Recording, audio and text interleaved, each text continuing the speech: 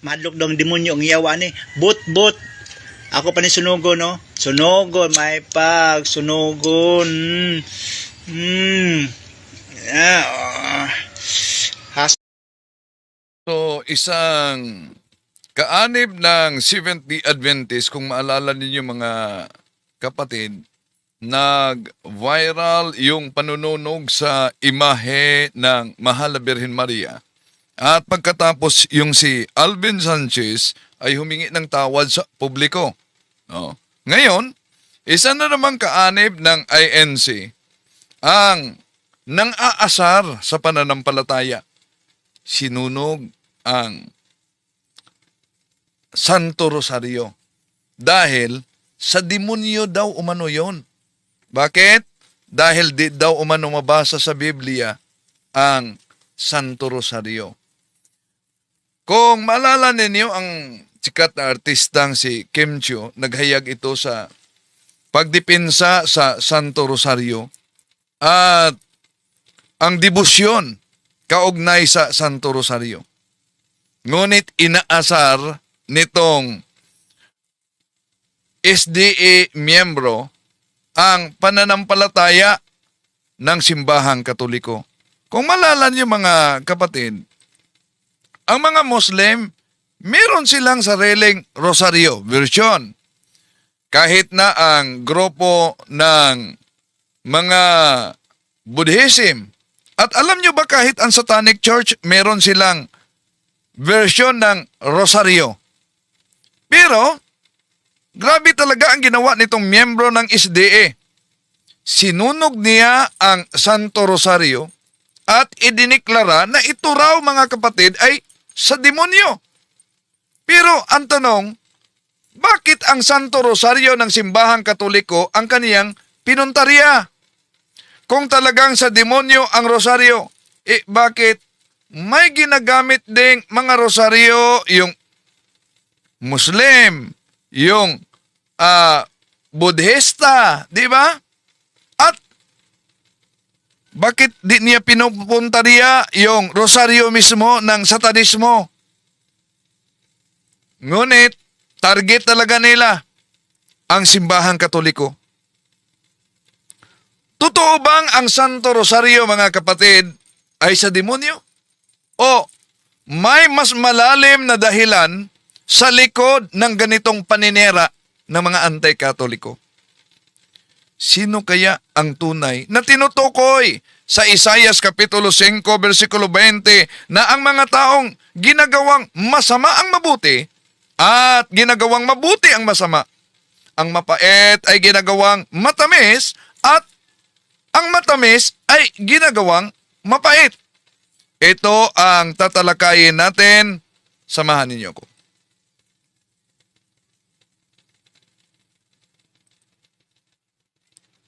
Kumusta? Welcome. Ito yung lingkod Brad Wendell Talibong, muling makasama ninyo sa pagkakataong ito. At sa mga suki nating mga taga-subaybay, welcome. Kung sa bago lang, no? Inaniyahan natin ang ating mga suking taga-subaybay. Huwag kalimutang pindutin ang like sa ating live at huwag din kalimutang mag-subscribe sa mga bago pa lang at pindutin ang bell button para updated kayo, mag-comment at i-share ninyo. Okay. Magsagawa tayo ng reaction video kaugnay nitong panununog ng isang kaanib ng INC, ng SDA sa Santo Rosario, mga kapatid.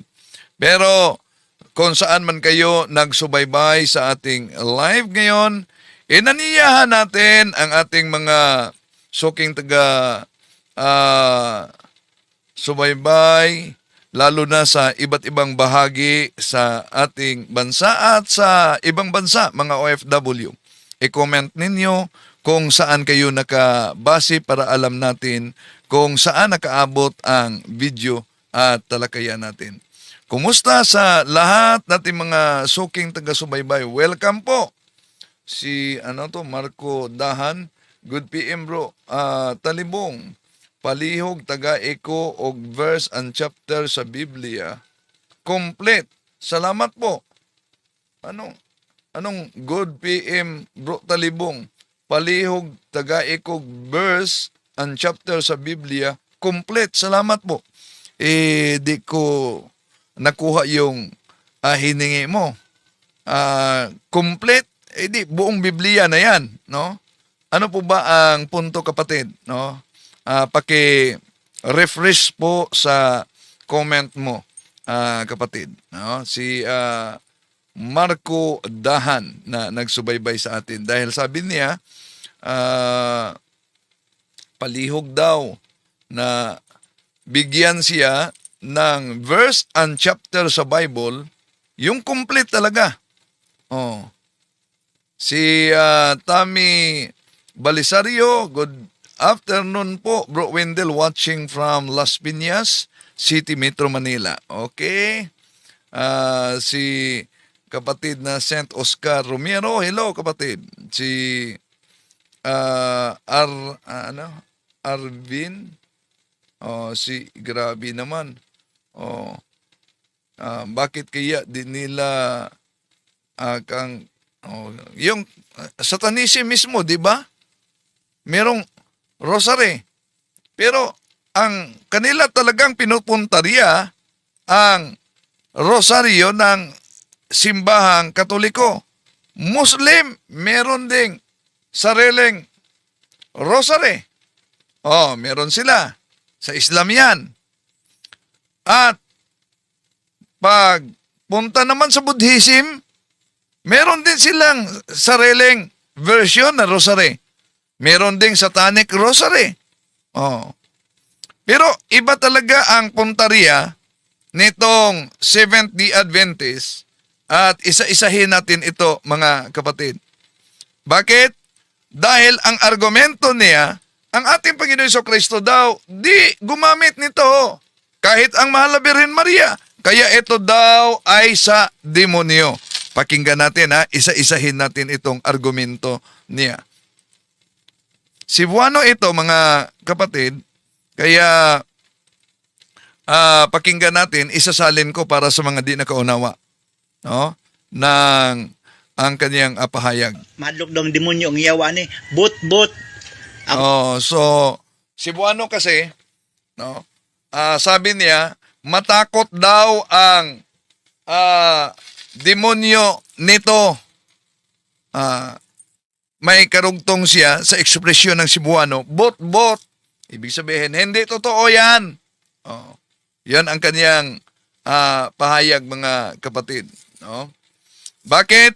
Sa demonyo daw ito. Anong argumento niya na sa demonyo ito? Ako pa ni sunugon, no? Sunugon, may pag, sunugon.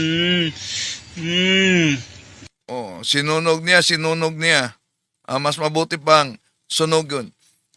Dahil batay sa kanyang argumento dito, mga kapatid, batay mismo sa sandali muna batay mismo sa kanyang argumento dito, mga kapatid, na ang rosaryo daw ay hindi ginamit ng mahal na Birhen Maria.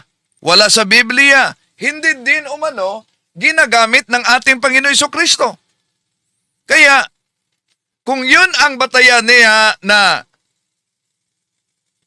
ayon nitong miyembro ng SDA na una, hindi mababasa sa Biblia at hindi ginagamit ng ating Panginoong Hesus o ni Santa Maria ang Santo Rosario, kaya ang konklusyon niya, ito day galing sa demonyo.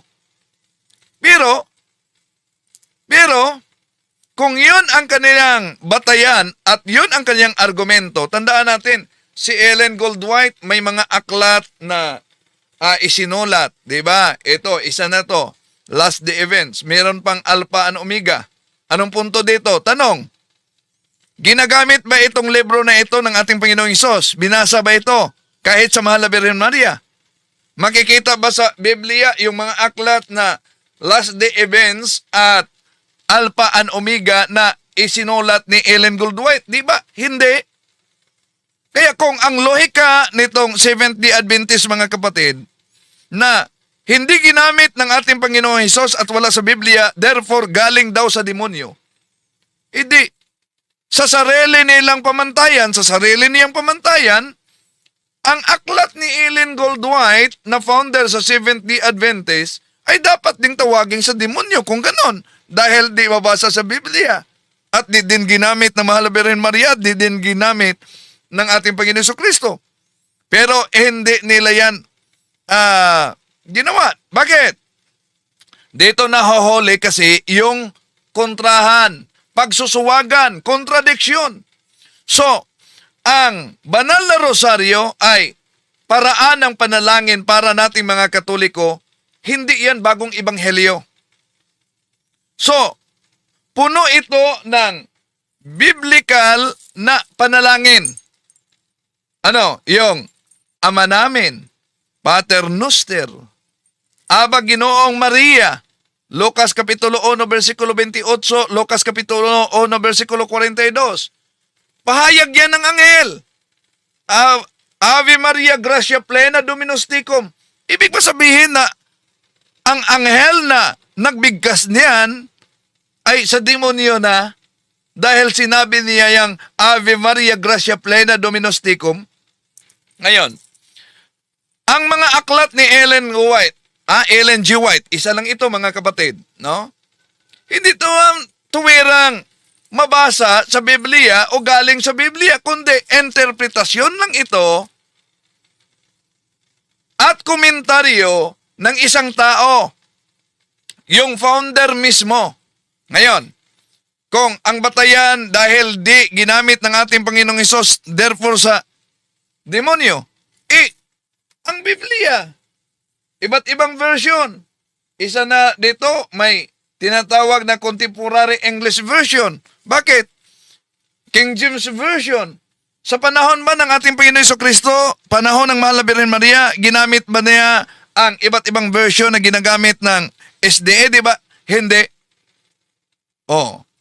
So, ang punto dito mga kapatid, hindi wala sa Biblia. Ang totoong problema ay selective ang pamantayan nitong kaanib ng Seventh-day Adventist. Iwan ko kung mapatawag ba ito ng kanilang pastor sa pang-aasar sa pananampalataya na mahilig talaga sila. Matapos sinunog ang imahe ng Mahal na Birhen Maria, nag-viral yon at halos paiyak-iyak na si Alvin Sanchez na humingi ng tawad sa publiko. Ito na naman. Isang kaanib ng Seventh-day Adventist ang sumunog ng Santo Rosario. Imagine, wala daw sa Biblia. So kapag Katoliko, wala sa Biblia, para sa kanila sa demonyo. Bakit? Kilala ba ng ating Panginoon Jesucristo at sa Mahal na Birhen Maria si Ellen Goldwhite na founder ng Seventh-day Adventist? Oh, wala din yan sa Biblia. Pero kinikilala nilang propeta. Di ba napansin ninyo ang pamantayan nila? Na kahit wala sa Biblia, kinikilalang propeta, para sa kanila, inspirado, kaloob ng Diyos. Pero pag Katoliko, na wala daw umano mabasa sa Biblia letra por letra, ang sabi nila ay sa demonyo daw. So, kung patas at pareho ang sukatan mga kapatid, alinman aminin ng Seventh-day Adventist na hindi sa demonyo ang rosaryo o aminin nila na sa demonyo rin itong aklat ni Ellen Goldwhite. Di ba? Hindi pwedeng dalawa ang sukatan nila. Oh. At ang sabi niya, di daw umano matatakot ang demonyo dito. Balik natin ha. Ang kanyang pahayag. Madlok daw ang demonyo ang yawa ni. But. Ako pa ni sunugo, no? Sunugo, may pag. Sunugon.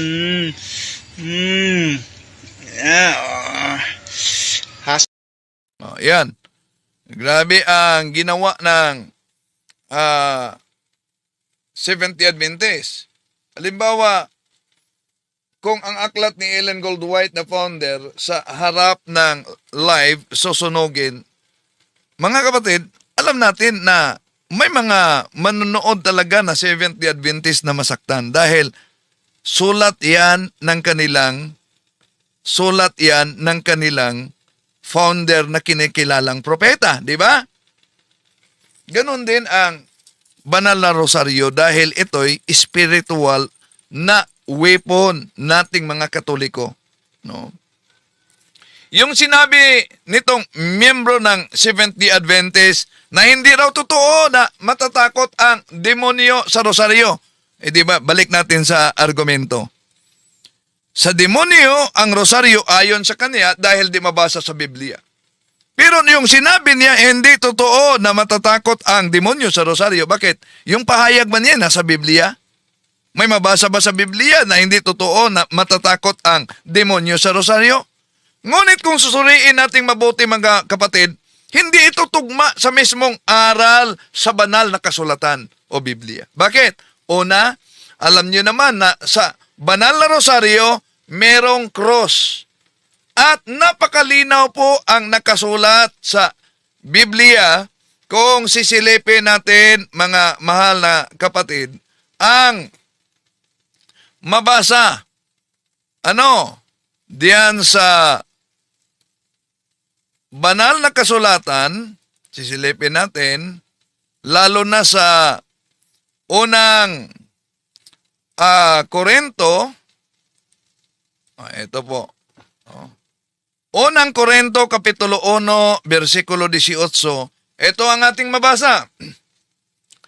Ang aral ng cross ay kamangmangan para sa mga napapahamak. Naku po. Ngunit para sa atin na iniligtas, ito ay kapangyarihan ng Diyos. Malinaw ang nabasa natin sa Biblia, mga mahal na kapatid. Kung ang cross ay kapahamak umano sa mga hindi naligtas, di ba sa rosaryo mayroong cross? Nagsimula sa cross. Pero, ayon sa unang Korinto, Kapitulo 1, versikulo 18, ang cross ay kapangyarihan ng Diyos. Kaya, lohikal na tanong, hindi ba matatakot ang demonyo sa kapangyarihan ng Diyos? Alam naman natin na ang demonyo ay tumatalima sa kapangyarihan ng Diyos. Nanginginig sa pangalan ng Diyos.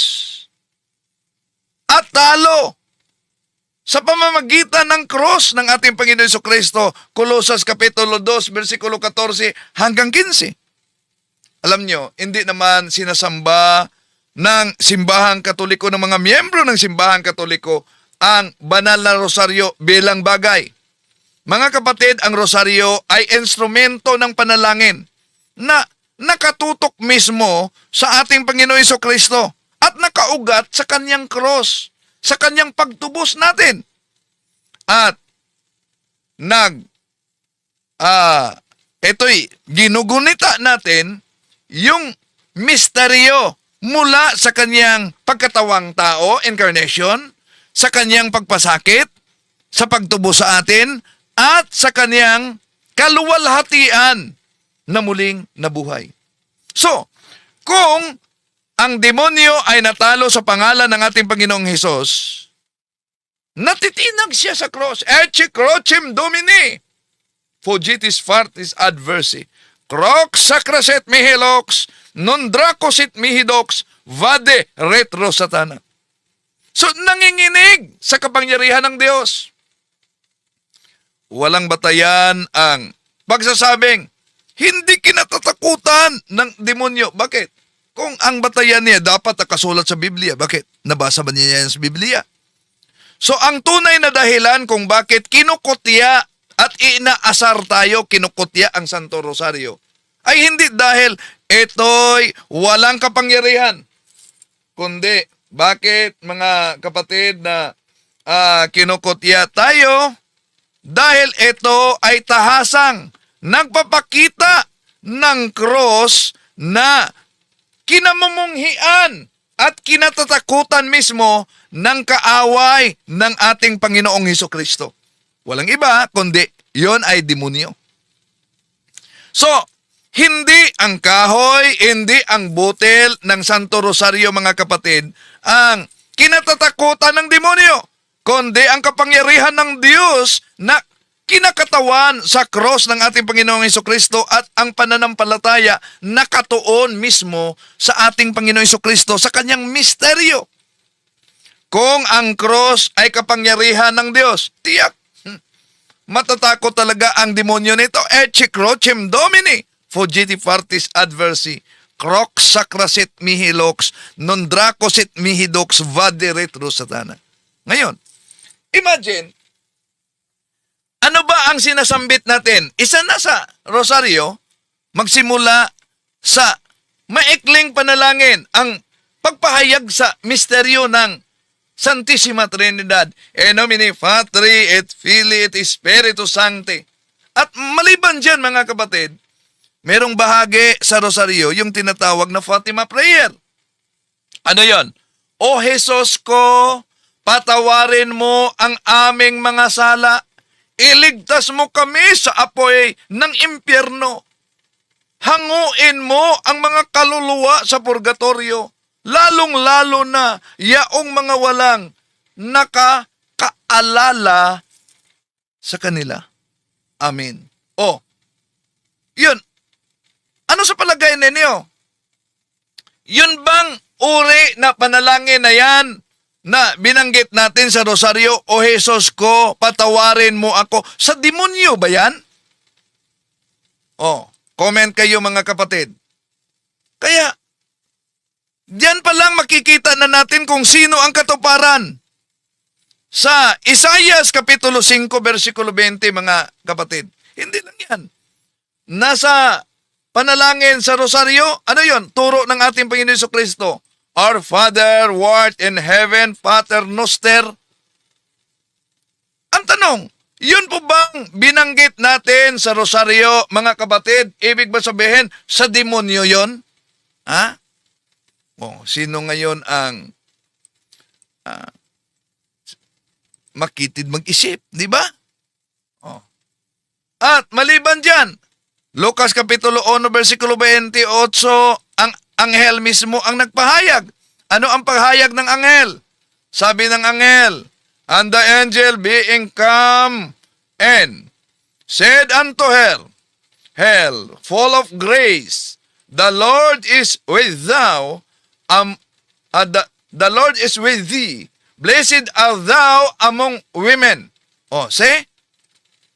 Anghel mismo ang nagpahayag dyan na blessed are you among women. And then, may kasunod, pahayag ni Santa Elizabeth, Lucas Kapitulo 1, 42. Anong sabi niya? Ito mga kapatid. And she cried out with a loud voice and said, Blessed art thou among women, and blessed is the fruit of thy womb. Oh, so, ang sinasambit natin sa rosaryo, napakalinaw. Very biblical.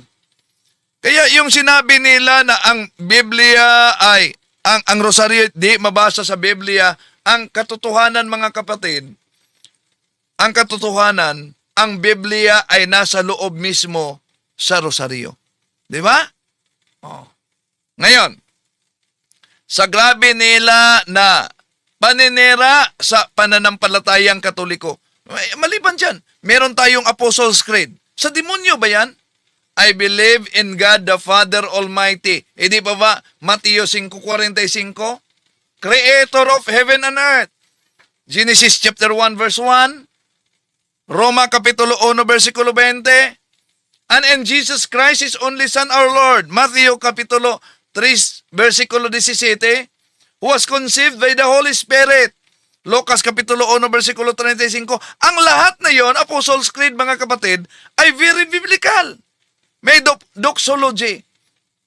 Glory be to the Father, and to the Son, and to the Holy Spirit. Nasa Jude chapter 1 verse 25 yan. Oh, so very biblical. Talaga. Pagkatapos sabihin, di, sa demonyo yan. Ha? Sa demonyo daw. Dahil ang rosaryo, walang literal na mabasa sa Biblia rosaryo. Bakit?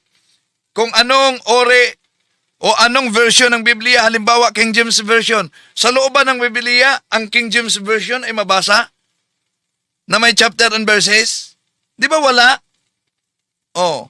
Kaya, bagsak sila sa kanilang reading comprehension at sa kanilang batayan, pamantayan, mga kapatid. No? So, bakit napaka-biblical ang Santo Rosario? Dahil ang dasal ng Santo Rosario mula mismo sa Biblia. Imagine, Ama namin, mabasa yan sa Mateo Kapitulo 6, versikulo 9 hanggang 11. Ama namin. Pagkatapos sabihin nila sa demonyo, Aba Ginoong Maria, pahayag yan. Galing yan sa bibig ng anghel. Lucas Kapitulo 1, versikulo 28. Pinagpala ka sa mga babaeng lahat. Galing yan sa banal na si Santa Elizabeth, Lucas Kapitulo 1, versikulo 42. Luwalhati sa Ama, buod papuri sa Trinidad, Mateo Kapitulo 28, versikulo 19. So, ibig sabihin, Biblia, ang binibigkas, hindi ito embento sa Santo Rosario, mga kapatid. Ang pinagnilayan natin sa Santo Rosario ay ang buhay ng ating Panginoon Jesucristo. Ang mga misteryo ng Rosario ay tuwirang salaysay ng Ebanghelyo. Yung pagkatawang tao, yung paghihirap at kamatayan ng ating Panginoon Jesucristo, yung muling pagkabuhay niya, kaluwalhatian ng ating Panginoon Jesucristo. Kaya, habang nagdasal tayo gamit ang Santo Rosario, nag-meditate tayo, nagnilay tayo sa Biblia. Hindi lang nag-uulit sa salita, kundi pinagninilayan natin ang mga misteryo sa mga pangyayari ng ating Panginoon Jesucristo sa pagligtas niya sa buong sangkatauhan. So ang pinakamahalaga, mga kapatid, kung sinasabi nilang wala ang rosaryo sa Biblia, hindi mabasa, pero tandaan ninyo, nasa loob ng rosaryo ang Biblia. Dahil ang lahat na binanggit natin ay nasa Biblia mismo. So, alam nyo ba, ang napakadelikado, yung sa demonyo, yung itatapon sa impyerno.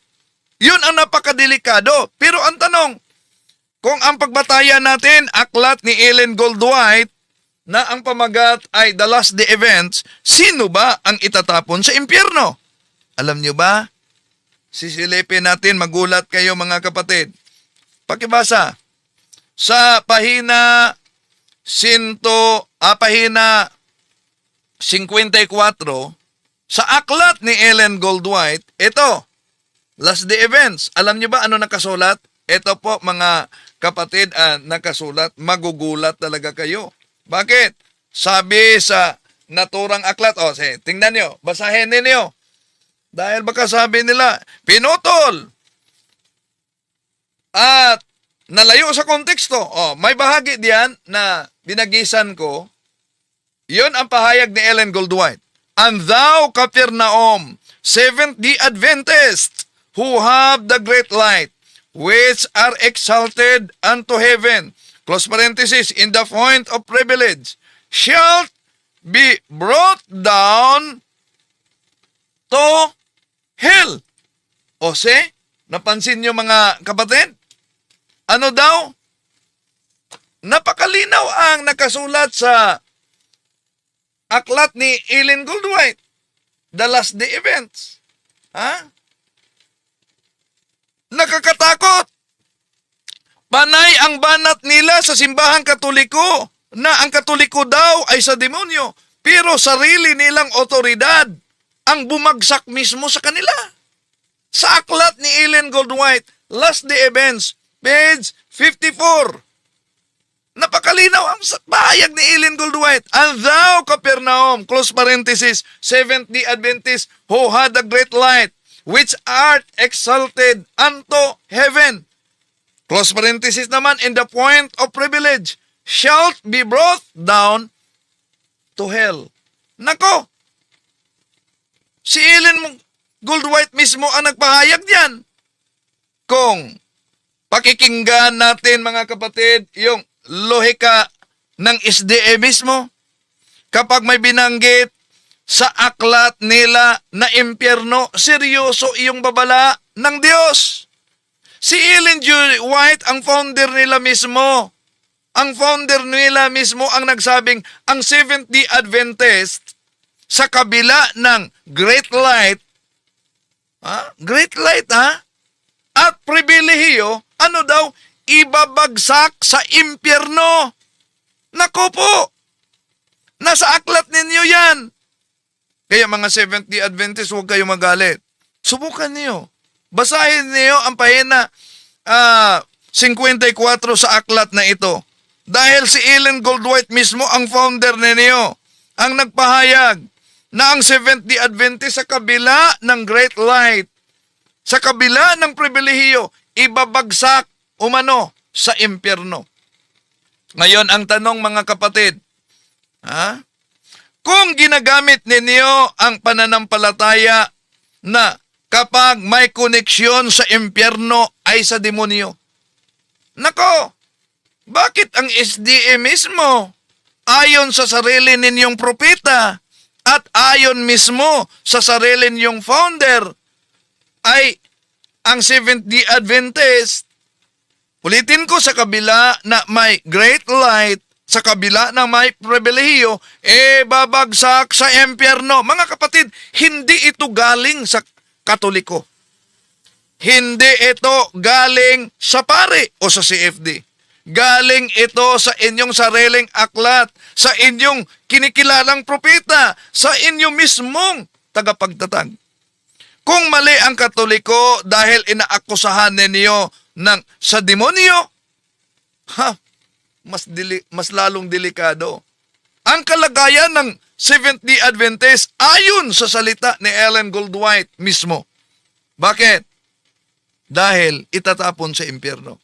Kaya, kung sino man ang nagsasabing mga solpot na sekta na ang simbahang Katoliko sa demonyo dahil may rosaryo, mga kapatid, mag-isip-isip na kayo. Sino ang katuparan? Sino ang katuparan sa Isaias Kapitulo 5, versikulo 20 na ang pahayag mismo na nakasulat?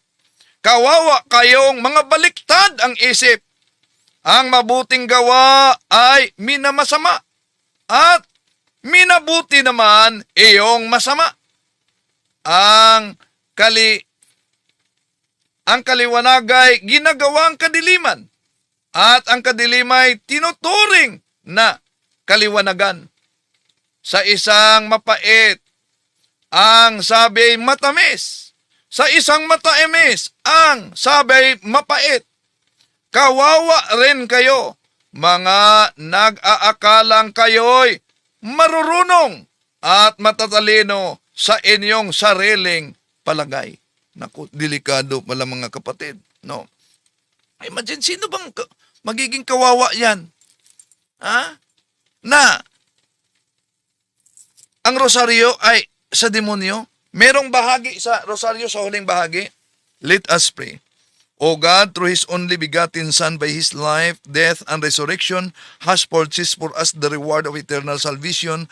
Grant, we beseech you, that meditating upon the mystery of the most holy rosary of the Blessed Virgin Mary, we may imitate what it contains and obtain what it promised through the same Christ our Lord. Amen. Ngayon, sasabihin nila, sa demonyo daw yan? Kung sa demonyo yan, na ayon sa kanila, sino ngayon ang katuparan sa Isaias 5:20? Kawawa kayo, mga baliktad ang isip. Mga kapatid, mananatili ba kayo sa grupo na baliktad ang isip? Lalo na mismo ang kanilang founder ang nagsabi, ang Seventh-day Adventist, itatapon sa impyerno. Hindi ito galing sa Katoliko, hindi pare ang may akda, hindi defensor Katoliko, founder nila mismo. Kaya mag-isip-isip na kayo. Maraming salamat po sa inyong pagsubaybay, mga kapatid. Hanggang sa muli, itong inyong lingkod, Brad Wendell.